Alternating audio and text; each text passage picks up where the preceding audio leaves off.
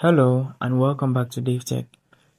In this tutorial, I'll show you how to use the NV Player application on the Android TV. This could work on a TV box. You could use it on a Google TV. It will work on any device running an Android operating system. And NV Player application is easy to download. So you have to download and install this application before you use it. So check on this channel for multiple videos. I'll show you a whole lot of methods to download and install this application. Once downloaded and installed, navigate to the app, go to your app library and scroll down to the NV Player application. Click on OK to launch, and after a few seconds, you find this application open.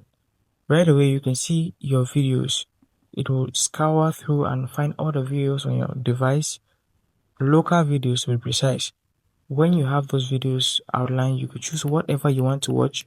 Simply click on it to play and enjoy the content. Now you could look at the history of content you've watched and you will see the previous videos you just opened. Also, if you go to the top left on the sandwich bar, you will see a catalog of options.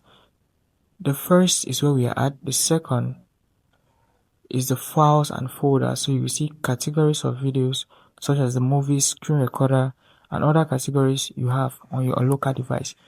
The next is the streaming link. So if you wish to stream with this NV Play application, you could use a streaming link.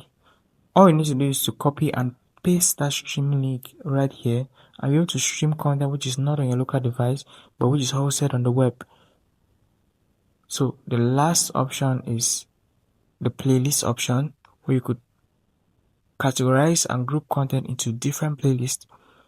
You could have content for a specific niche and other categories with playlist. And lastly, you have the settings where you could choose the style of your subtitles, and you do that by changing the font size, text styles, text color, the background color, and the shadows. Also adjust the bottom margins, and the content is reviewed right here. This is how you see how your content is going to show on the screen with subtitles. Now, if you found that insightful, hit that like button, subscribe to the channel, and I'll see you in the next video.